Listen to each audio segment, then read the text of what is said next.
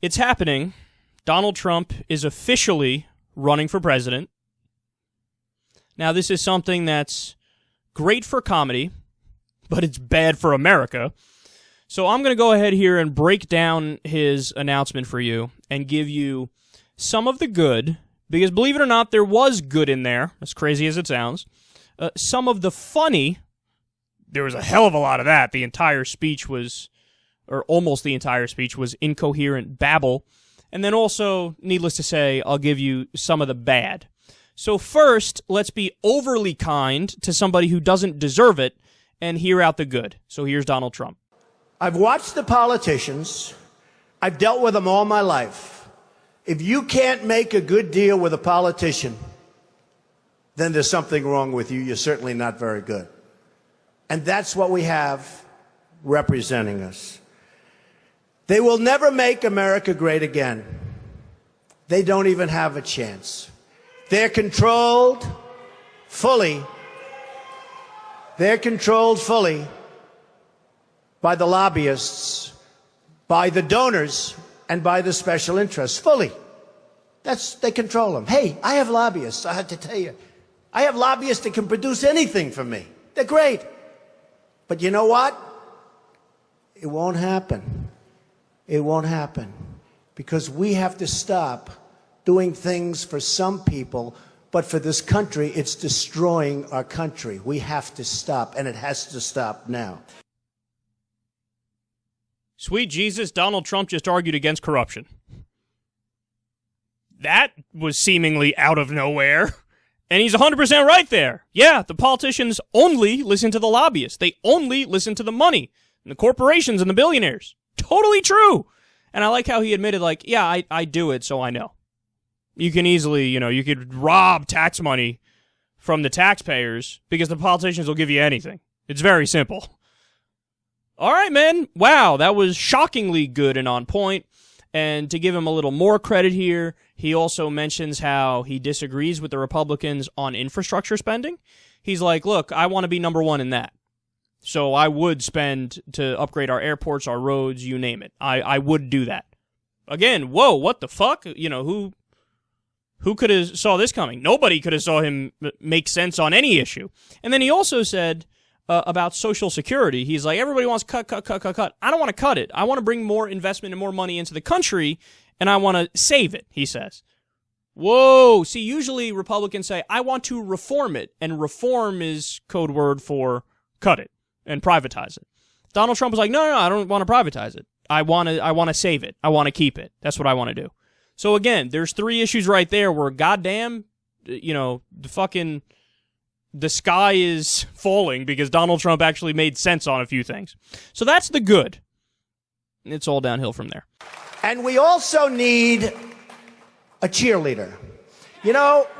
When President Obama was elected, I said, well, the one thing I think he'll do well, I think he'll be a great cheerleader for the country. I think he'd be a great spirit. He was vibrant. He was young. I really thought that he would be a great cheerleader. He's not a leader, that's true.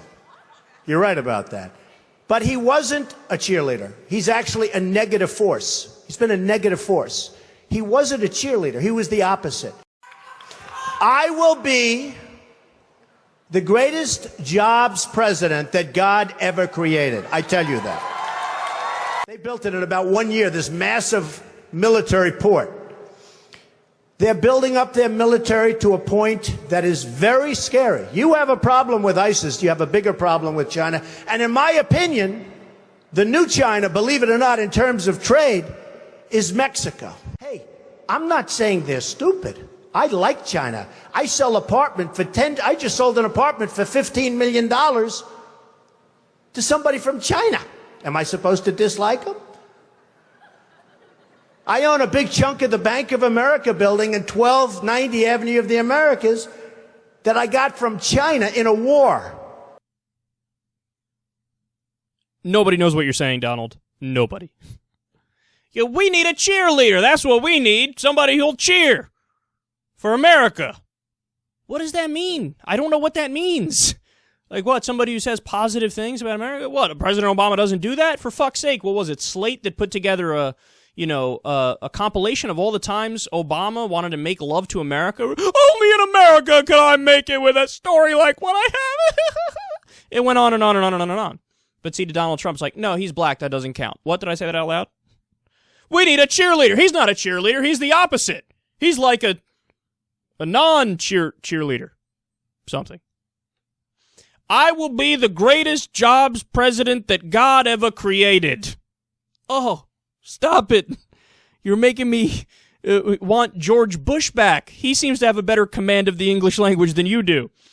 And then I had to throw in the real problem. What, you think you got a problem with ISIS? Look at China over there.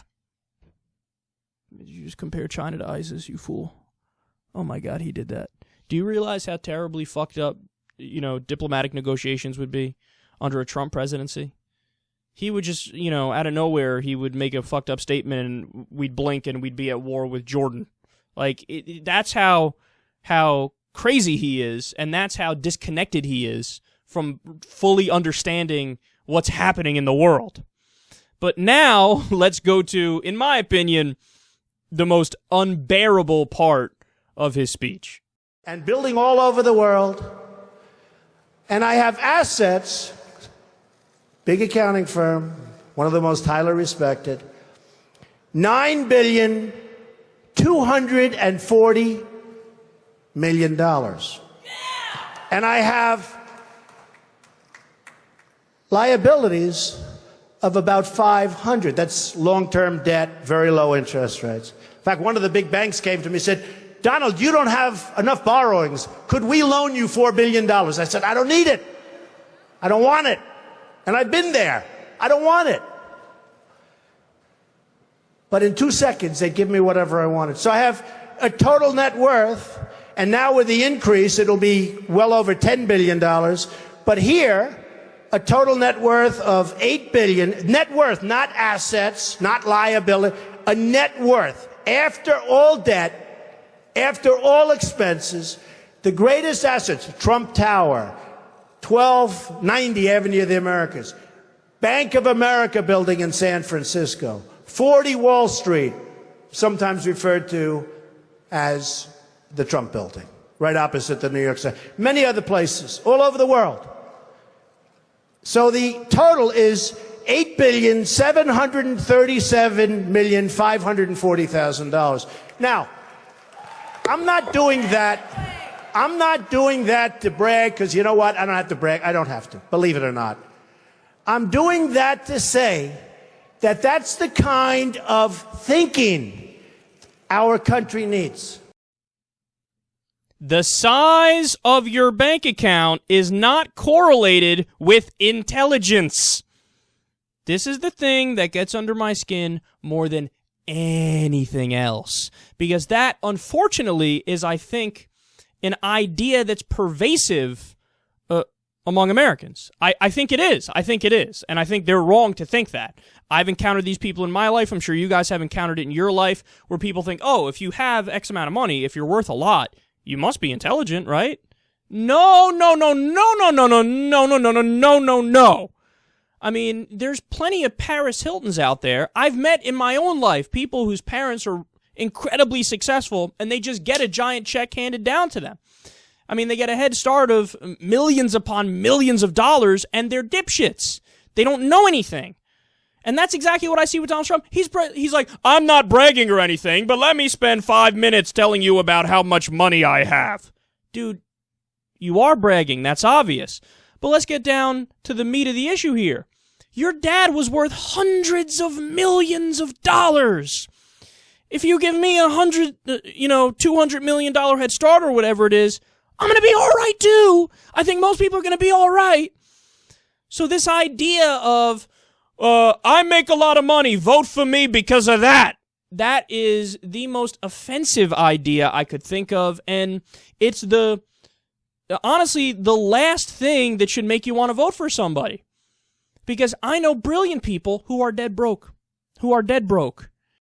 And also, dude, you went bankrupt at least 5 times. Now, when I say this, this is when people fire back and they say, no, but it was his companies, it wasn't him, so therefore it's better. No, it's not. He said, I'm a business genius, I'm a capitalist, I know what I'm doing, I can get rich. Really? Then why'd you go bankrupt 5 times? Why'd your businesses go bankrupt 5 times? And that actually leads to the biggest argument against Donald Trump, which is that he loaded up all these companies with debt, and then when things didn't work out, he took a giant chunk of it, ran away with the money, and he screwed all the workers and everybody who was at the company, who was depending on the company to survive to make a living. So he used the bankruptcy laws to his advantage for selfish reasons, to walk away with a bunch of money because he has friends in the banking industry, and he screwed over everybody else who worked at these companies. So when Donald Trump says, like, well, those bankruptcies, they don't count, it doesn't prove I'm bad at business because, I was all right at the end of it all, he's not kidding about that. He's right in the sense that he was okay because he exploited the bankruptcy laws for his own good and for his selfishness and for his narcissism and for self-aggrandizement and to take a lot of money and run while he screwed over everybody else. And that's the problem, is that a guy like Donald Trump would likely do something similar with the United States of America, which is something we cannot allow.